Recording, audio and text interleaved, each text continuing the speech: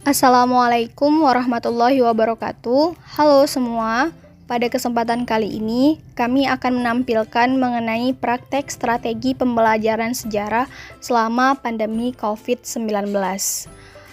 Kami berasal dari kelompok 5, yaitu yang terdiri dari saya, Khalisatun Zahra, dan teman saya, Doni Jeremia Manurung, dari kelas A reguler 2019 Pendidikan Sejarah. Adapun dalam strategi pembelajaran sejarah selama pandemi tersebut, kami menggunakan model pembelajaran project-based learning. Model pembelajaran project-based learning ini merupakan pembelajaran berbasis project yang mana dapat melatih siswa untuk dapat berpikir kritis dalam menyelesaikan masalah dan sekaligus membuat suatu produk. Model project-based learning ini dapat dijadikan sebagai alternatif dalam penyesuaian pembelajaran daring selama COVID-19. Kemudian, adapun media yang kami pakai yaitu media pembelajaran berupa peta konsep dan juga video pembelajaran mengenai materi yang berkenaan dengan pembelajaran. Pada kesempatan kali ini, kami juga memakai materi pembelajaran sejarah yaitu langkah-langkah dalam penelitian sejarah dan penugasannya berupa pembuatan vlog mengenai praktek dari langkah-langkah dalam penelitian sejarah tersebut. Nah, untuk itu mari kita simak bagaimana praktik dalam strategi pembelajaran sejarah selama pandemi COVID-19. Assalamualaikum warahmatullahi wabarakatuh.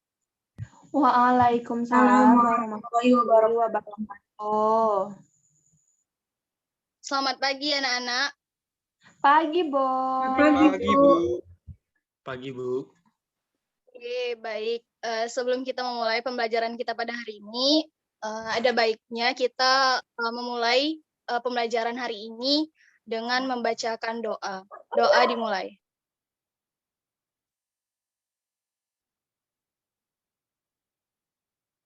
Doa selesai.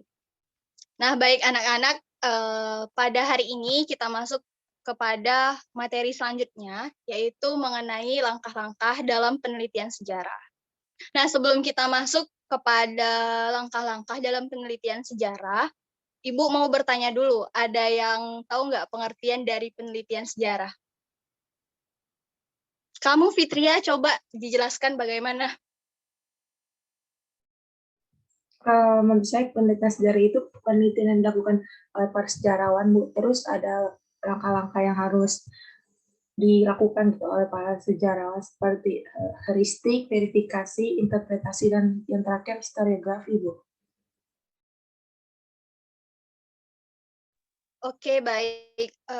Penjelasan dari Fitria tadi benar ya, bahwa penelitian sejarah itu sama seperti penelitian-penelitian yang lain gitu, bahwa penelitian sejarah di sini adalah kita meneliti apa yang terjadi pada masa lalu gitu.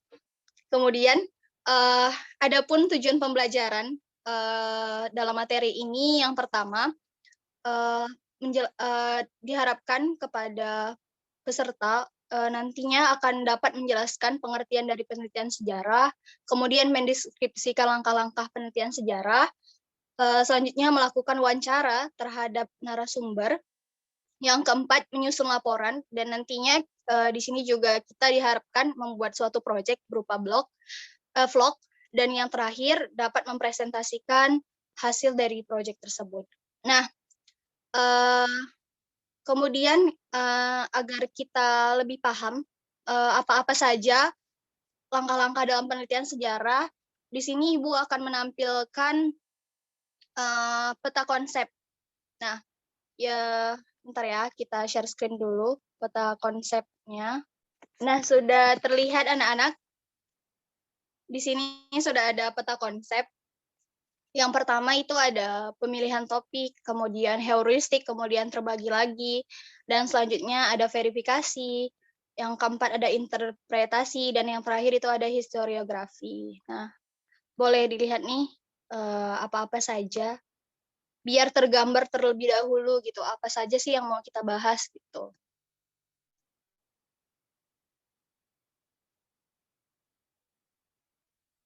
Nah, mungkin agar pemahaman kita lebih dalam lagi, di sini Ibu akan menampilkan video pembelajaran mengenai langkah-langkah dalam penelitian sejarah.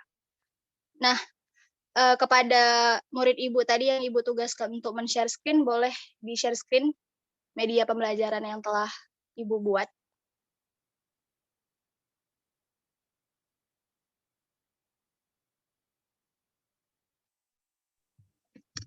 Sudah terlihat, Bu? Sudah. Assalamualaikum warahmatullahi wabarakatuh. Halo teman-teman semua. Pada kesempatan kali ini, kita akan belajar mengenai salah satu materi dalam mata pelajaran sejarah, yaitu mengenai langkah-langkah dalam penelitian sejarah. Sebelum kita mengetahui langkah-langkahnya, kita harus tahu terlebih dahulu mengenai apa pengertian dari penelitian sejarah. Penelitian sejarah adalah penelitian yang dilakukan melalui teknik pengumpulan data dan evaluasi data secara sistematis untuk menggambarkan, menjelaskan, dan memahami peristiwa yang terjadi di masa lalu.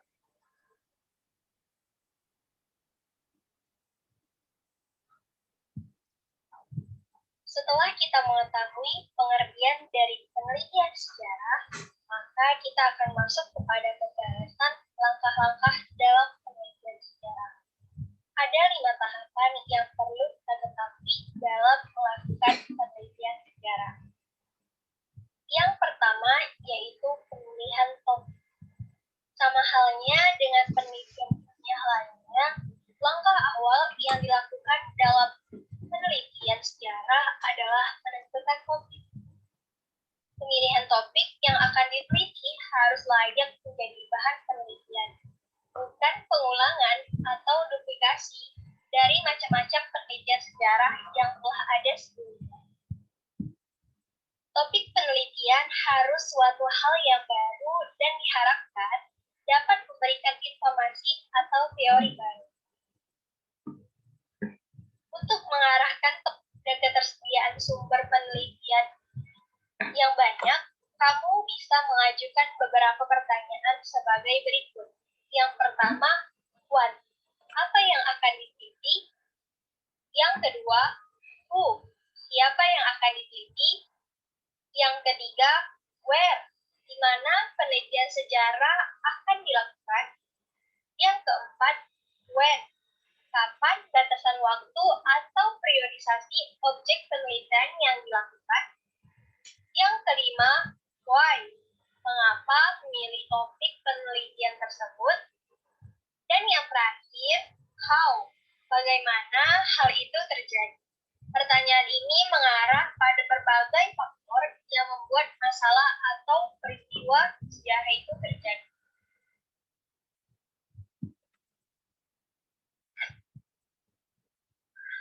Langkah kedua di dalam penelitian sejarah adalah heuristik. Dalam kegiatan penelitian sejarah, heuristik berarti kegiatan untuk mencari, mengumpulkan, dan menghimpun jejak-jejak masa lalu berupa sumber-sumber sejarah. Berdasarkan cara memperolehnya, sumber-sumber sejarah terdapat berupa sumber primer dan juga sumber sekunder. Sumber primer merupakan sumber yang datang langsung dari sumber pertama.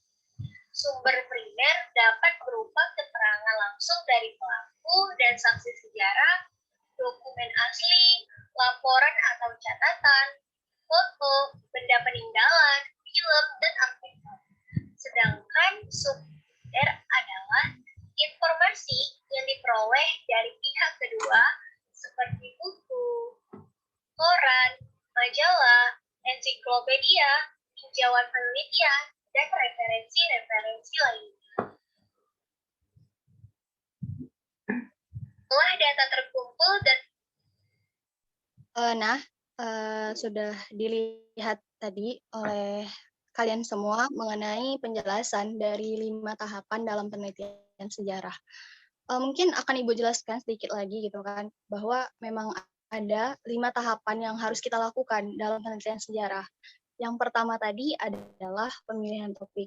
Nah, sebelum kita memang melakukan semua penelitian, kita harus menentukan topik. Topik apa sih yang mau kita gunakan gitu kan. Nah, dalam pemilihan topik ini kita juga harus melihat apakah sumbernya ada gitu. Jangan ketika kita sudah memilih topik yang menarik, namun sumbernya tidak ada gitu. Nah, yang kedua itu ada heuristik. Nah, heuristik ini adalah mengumpulkan data. Di sini datanya ada 2, yaitu primer dan juga sekunder. Data sekunder merupakan data yang kita peroleh dari orang pertama gitu. Seperti misalnya kita mewawancarai orang yang menjadi saksi atau mereka lah yang mengalami kejadian tersebut. Kemudian bisa juga berupa dokumen-dokumen. Selanjutnya yang kedua itu ada data sekunder berupa seperti koran atau buku-buku yang telah ditulis atau juga bisa berupa berbentuk penelitian-penelitian. Nah, setelah data-data tersebut terkumpul, kita akan masuk kepada tahapan verifikasi. Nah, verifikasi di sini berarti menguji keaslian atau keabsahan data. Jadi, setelah kita mendapatkan sumber tadi, kita harus menguji nih, apakah ini benar atau tidak, gitu. Apakah ini asli, karena kan terkadang sumber-sumber yang telah ada itu bisa saja itu dipengaruhi oleh keadaan politik atau keadaan ekonomi saat itu. Selanjutnya yang keempat ada interpretasi. Nah, di sini berarti interpretasi ini penafsiran dari peristiwa yang telah kita teliti tadi gitu. Dan yang terakhir itu adalah historiografi. Nah, historiografi ini berarti penulisan dari semua yang telah kita teliti, maka akan kita tuangkan ke dalam sebuah tulisan. Nah, itu tadi kan penjelasan dari langkah-langkah dalam penelitian sejarah. Sekarang Ibu ingin bertanya gitu kan kepada anak-anak sekalian, kira-kira ada nggak permasalahan yang perlu diteliti di sekitar kalian? Coba mungkin Ibu mau nanya satu-satu gitu ya, apakah ada gitu yang mau diteliti gitu? Mungkin Ibu mau bertanya kepada Prisai nih, gimana Prisai, apakah ada gitu kan sesuatu yang menurut kamu perlu nih kita teliti gitu? Kalau sepengetahuan saya, kalau di kampung saya itu nggak ada, Bu. Cuman seperti yang saya lihat gitu, di luar-luar sana ya, setelah saya melewati berbagai perjalanan yang panjang gitu dalam hidup ini, saya tertarik dengan hal-hal yang boleh dijadikan sejarah, tetapi tidak, orang-orang tidak mempedulikan itu. Seperti contoh, saya pernah datang ke suatu tempat yang memang itu tempatnya itu di kawasan-kawasan Kaman Zahya. Tempatnya itu tidak dipedulikan gitu. Maksudnya tidak dipedulikan, harusnya itu bisa dijadikan sejarah. Kenapa bisa dijadikan sejarah? Karena berbagai sumber yang saya dapatkan, tempat itu bekas peninggalan dari Belanda gitu. Seperti itu, Bu. Kalau dari saya, pengalaman saya. Oke. Terima kasih. Mungkin, terima kasih ya Prisai. Mungkin dari situ bisa sih Prisai meneliti itu, namun harus pastikan dahulu gitu kan, ada nggak sumbernya. Karena tadi seperti yang kita bahas gitu kan, kita boleh nih, yang Prisai bilang kan penelitiannya menarik, namun kita harus lihat ada nggak ya sumbernya. Nanti jangan udah kita tentukan, tapi nggak ada sumber gitu. Oke, terima kasih Prisai. Kemudian mungkin Ibu mau bertanya kepada Lulu. Gimana Lulu? Baik, Bu. Di sini saya tertarik untuk meneliti tentang perkembangan COVID-19 di Lubuk Pakam, seperti itu, Bu. Oh, oke. Karena, itu bisa ya kan, karena ya lanjut. Gimana Lu? Di sini saya ingin meneliti tentang bagaimana perkembangan jumlah penderita COVID yang ada di Lubuk Pakam, di daerah saya sendiri. Nah, di situ saya ingin melihat bagaimana masyarakat itu menerapkan protokol kesehatan yang sebenarnya sudah diwajibkan oleh pemerintah, seperti itu, Bu. Nah, dari yang Lulu sampaikan, itu memang seperti yang kita alami sekarang gitu kan, itu ada COVID-19. Dan itu ya sangat baik ya kita teliti, karena itu memang sih udah banyak juga yang neliti, tapi kan mungkin yang di Lubuk Pakam itu baru Lulu yang teliti gitu kan. Nanti penelitian-penelitian tersebut yang udah Lulu lakuin, bisa jadi tuh jadi informasi yang dibutuhkan oleh orang lain. Nah, mungkin terakhir ya, Ibu mau nanya ke satu orang lagi. Ini yang lain pada nggak hidup kamera nih. Yang hidup kamera nih, si Fitria. Gimana Fitria? Kalau saya ya Bu, karena di sini banyak SMA yang berdekatan gitu Bu, jadi ada tawuran gitu Bu, antar pelajar gitu. Dan tawuran itu udah sering terjadi, udah lama sekali terjadi kayak gitu. Jadi udah kayak sejarah gitu Bu. Soalnya udah dari angkatan-angkatan sebelumnya juga udah mulai terjadi sampai sekarang kayak gitu. Karena COVID aja ini jadinya udah mulai berkurang kayak gitu. Oke, baik. Itu juga boleh ya kan, karena itu ya masih termasuk penelitian gitu kan. Yang penting dalam judul-judul yang anak-anak sampaikan tadi, itu mengikuti dari 5 langkah tersebut gitu.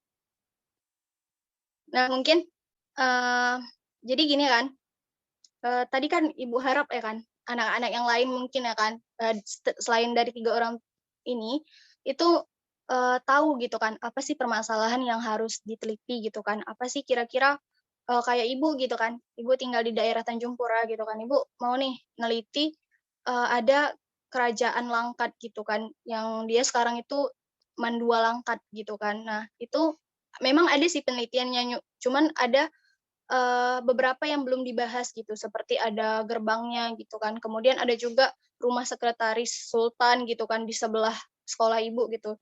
Jadi itu kayak ya kita harus analisis tuh apa sih permasalahan, apa sih yang sesuatu yang baru gitu. Tapi jangan lupa kita harus mencari informasi atau sumber yang jelas gitu, jangan nanti nggak ada sumber. Nah, jadi selanjutnya gitu kan anak-anak, di sini karena kita tadi sudah menganalisis ya apa sih permasalahan yang ada di sekitar kita gitu kan. Jadi di sini Ibu ada mau memberi penugasan. Penugasannya itu berupa project gitu kan. Nah, projectnya itu bagaimana Bu? Jadi nanti begini, pada minggu ini sehabis pembelajaran ini anak-anak akan Ibu minta untuk menyusun kerangka pembuatan vlog. Nah, jadi project kita adalah pembuatan vlog.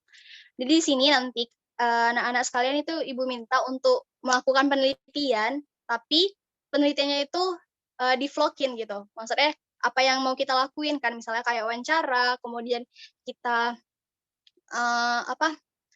studi pustaka juga itu termasuk harus kita vlog nanti. Kan kenapa sih Ibu memilih project vlog? Karena ini termasuk salah satu yang menurut Ibu lagi berkembang gitu ya kan, vlog membuat video gitu kan. Jadi kita campurkan hal tersebut.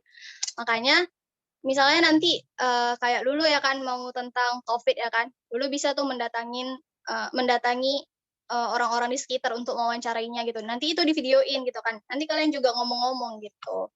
Nah, jadi nanti bentuk penugasan kita seperti itu. Kemudian untuk minggu ini ya kan, untuk minggu depan agar dikumpulkan, silakan anak-anak sekalian susun konsep bagaimana sih vlog yang akan dibuat, kira-kira siapa sih yang mau diteliti gitu kan, mau di mana diteliti gitu. Jadi nanti minggu depan akan kalian kasih tahu ke Ibu, kemudian akan Ibu koreksi, dan untuk selanjutnya kalian tuh bisa untuk melakukan penelitian tersebut. Nah, mungkin hanya itu pembelajaran kita pada hari ini. Tetap semangat kepada anak-anak sekalian. Jangan lupa mengerjakan tugas yang Ibu berikan, yaitu membuat konsep. Kita jumpa lagi minggu depan. Sebelum kita mengakhiri materi pada hari ini, ada baiknya kita berdoa. Berdoa dimulai. Berdoa selesai. Nah, mohon maaf apabila ada kesalahan. Ibu akhiri, Assalamualaikum warahmatullahi wabarakatuh. Assalamualaikum warahmatullahi wabarakatuh. Waalaikumsalam warahmatullahi wabarakatuh. Waalaikumsalam warahmatullahi wabarakatuh. Oke, selamat siang. Kita jumpa lagi pada mata pelajaran sejarah masih dengan materi langkah-langkah dalam penelitian sejarah. Nah, seperti yang Ibu tugaskan minggu lalu gitu kan, kita akan membahas konsepan yang telah kalian buat gitu kan. Jadi Ibu mau lihat dulu nih, gimana sih konsepan kalian gitu. Jadi hari ini kita nggak lama-lama juga pembelajarannya, karena nanti setelah konsepannya Ibu setujui dan Ibu revisi, maka kan boleh langsung untuk melakukan penelitian. Nah, mungkin Ibu mau bertanya kepada Lulu, gimana Lu mengenai konsepan dari penelitiannya? Ya, Bu.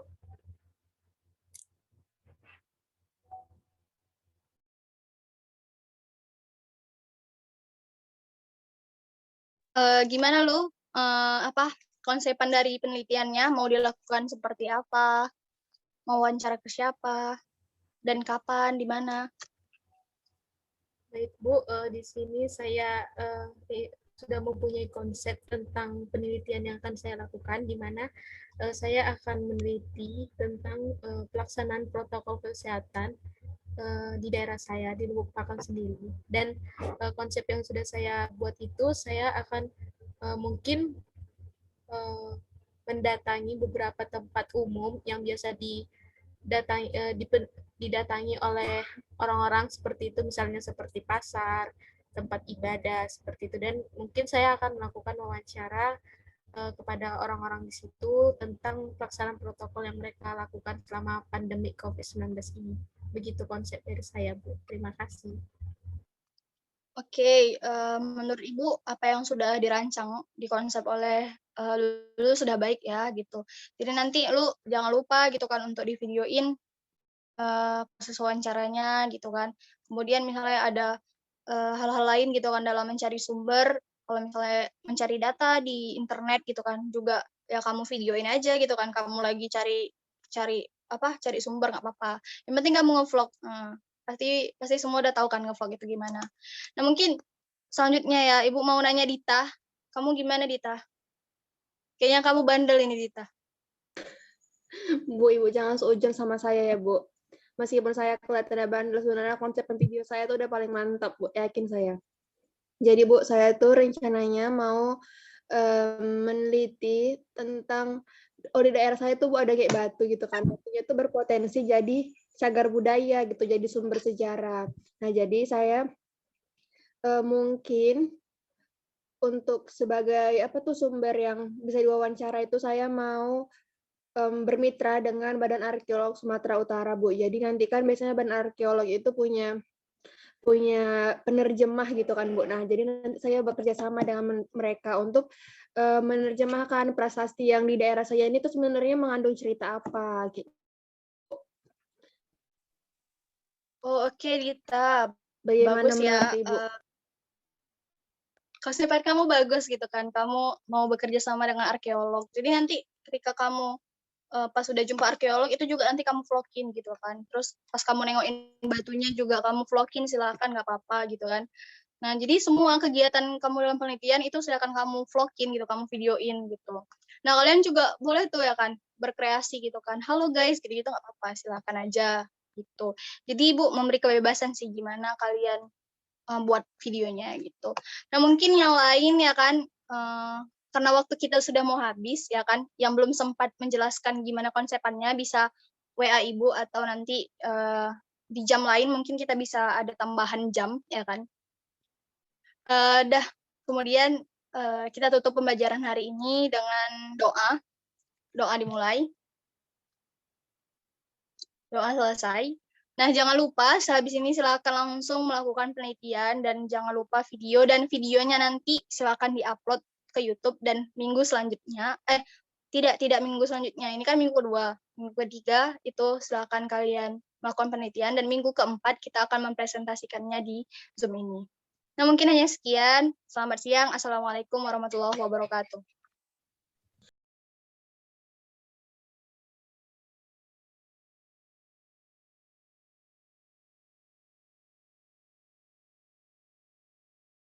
Assalamualaikum warahmatullahi wabarakatuh. Selamat siang, anak-anak. Waalaikumsalam. Selamat siang. Selamat siang, Bu. Oke, semangat sekali ya nampaknya hari ini Dita sama Timo. Luar biasa pertahankan. Nah, kita kembali lagi ya ke pembelajaran kita gitu kan. Karena yang minggu lalu itu Ibu kasih waktu kalian untuk meneliti gitu kan. Jadi minggu keempat, seperti yang kita ketahui bahwa kita hari ini akan ada presentasi. Nah, Ibu yakin kalian semua juga udah siap, udah mengupload ke YouTube gitu kan.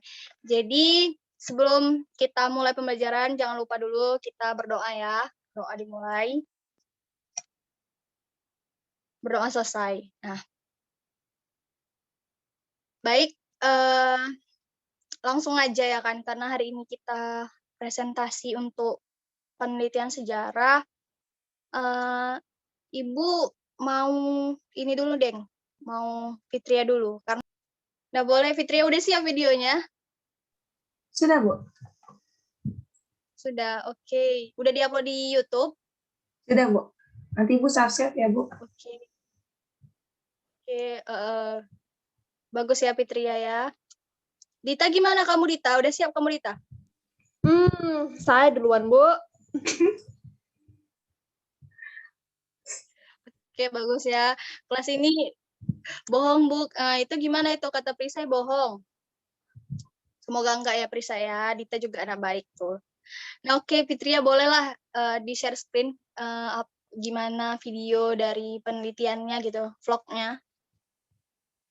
Ya, jadi teman-teman ini saya akan menampilkan video saya penelitian di daerah Jawa sini berupa bagaimana keadaan alamnya. Boleh lalu di share screen. Terima kasih sebelumnya. Selamat menonton. Oke, diputar langsung. Oke. Hai guys, Alma di sini. Apa kabar kalian semua? Semoga sehat selalu ya. Jadi di video kali ini adalah day 2 vlog penelitian vlog aku. Ini aku sekarang bawa motor dari Padang Panjang ke Solo, kurang lebih 45 menit. Dan kalian bisa lihat ini dia. Tapi sebelum masuk ke videonya, pastiin kalian udah subscribe channel aku dan nyalain notifikasinya biar kalian tahu aku upload video apa lagi guys. So, kalau kalian penasaran, keep on watching ya. Ini ucup. Tuh guys, jadi indah banget pemandangannya tuh. Subhanallah, Masya Allah. Jadi hari ini rencananya aku mau ke kantor meminta data sekunder, baru deh wawancara nelayan. Gila guys, mantep. Doain aku ya guys. Bagus banget. Dulu boleh dimatiin share screen-nya. Udah kita nggak tonton sampai habis karena nanti Ibu juga udah nonton sih sampai habis juga kan di YouTube punyanya si Fitria ini gitu kan. Nah tadi Ibu lihat ya, Fitria ini melakukan penelitian, mungkin koreksi ya atau komentar yang bisa Ibu beri gitu kan. Fitria udah bagus gitu ya dalam menyelesaikan tugas ini gitu kan. Sudah bagus menyelesaikan, karena Ibu lihat juga tadi kan langsung terjun ke lapangan gitu kan. Kemudian juga tadi disebutkan ya, kalau Fitria akan mewawancarai nelayan, juga akan ke kantor untuk mencari data gitu. Namun agak sedikit ya yang mungkin Ibu komen gitu kan, pas ngevlognya tuh kadang nggak stabil gitu, kadang mereng-mereng gitu. Kadang ya agak gimana goyang-goyang gitu kan. Mungkin kedepannya nanti kalau ngevlog jangan goyang-goyang gitu kan. Kemudian juga tadi kan pas jelasin gitu kan, Ibu suka gitu ya kan Fitria menjelaskannya pakai data gitu, jadi nggak asal ngomong gitu kan, jadi dijelaskan juga begini begitu data-datanya dari mana juga disampaikan. Kemudian di akhir video Ibu ngeliat di situ Fitria makan gitu, jadi di situ ada konten makan dan menurut Ibu itu tidak masuk ke dalam penelitian. Jadi lain kali gitu kan nggak usah aja gitu, karena menurut Ibu itu bukan termasuk salah satu dalam langkah-langkah dalam penelitian sejarah gitu. Nah mungkin itu aja ya kan. Kepada anak-anak yang lain ada yang mau dikomentari dari penampilan video Fitria? Silakan. Saya, Bu. Nah ya, siapa ini? Dita, kamu suka yang mengkomentari, silakan. Saya bukan mau mengomentari sebenarnya. Saya ingin mengapresiasi atas usahanya Mbak Fitria memvlogkan penelitiannya ya, luar biasa sekali sampai harus motor-motoran, panas-panasan gitu jauh-jauh. Wah, sungguh Wonder Woman kan, luar biasa. Kan saya mau yang ingin saya kasih saran gitu ya Mbak. Kalau bisa lain kali bikin vlog itu jangan noise gitu, jangan ada keributan. Jadi videonya pun terdengar jelas gitu kan, sampai informasinya kepada yang nonton. Terus yang kedua ingin saya tanyakan, Mbak selama melakukan penelitian apa ya Mbak kesusahannya? Terus apa kendalanya yang dialami? Mungkin itu Mbak. Terima kasih Bu Guru, saya kembalikan. Ya, kalau menurut saya sih kendalanya ini karena kamera HP juga kan, karena saya pakai HP jadi tidak stabil seperti itu juga. Saya sendiri seperti itu, hanya bersama videokannya tuh sendiri gitu, juga dibantu dengan teman. Jadi kendalanya tuh susah untuk minta bantuan gitu pada orang-orang. Terus dari datanya sih alhamdulillah mudah untuk mendapatkannya karena diambil dari data-data. Terus para nelayannya juga baik-baik, tidak mau memberikan data-data seperti itu. Mungkin lain kali saya bisa bantu ya Bu. Ya Mbak. Dita, ada lagi Dita? Nggak ada Bu. Oke, baik. Jadi tadi Fitria apa yang disampaikan Dita gitu kan, benar juga gitu kan. Keributan-keributan yang ada gitu kan, itu agak diminimalisir. Dan mungkin tadi dari Fitria ya kan, kesusahan dalam pembelajaran ini gitu kan, dalam proyek pembelajaran ini karena kamera HP dan juga cuma sendiri gitu kan, nggak ada teman untuk memvideokannya gitu. Ya mungkin tapi udah bagus gitu, Ibu apresiasi apa yang sudah Fitria lakukan, yang sudah Fitria laksanakan gitu kan, itu sudah cukup baik tuh. Nah mungkin dari yang lain ada yang mau disampaikan, boleh nih sampaikan punya teman kita. Saya Bu. Timotius, Risa, silakan Risa. Saya mau ngasih saran aja Bu, supaya untuk lebih baik ke depannya gitu. Karena manusia nggak ada yang sempurna Bu. Jadi saya ngasih saran gitu sama Fitria, mungkin meskipun kamera HP-nya nggak bagus gitu, dia sendiri ngevlognya, tapi dalam hal mengedit videonya, kalau saran saya ya, lebih bagus lagi ke depannya. Kayak dibuat subtitle ya di bawah gitu, supaya orang-orang juga dapat membaca apa yang Fitria omongkan gitu. Itu saja sih Bu dari saya sarannya. Terima kasih Bu. Oke, baik. Itu tadi saran dari Prisa ya, gitu. Fitria boleh nih dicatat juga kan saran-saran dari kawan-kawannya gitu kan.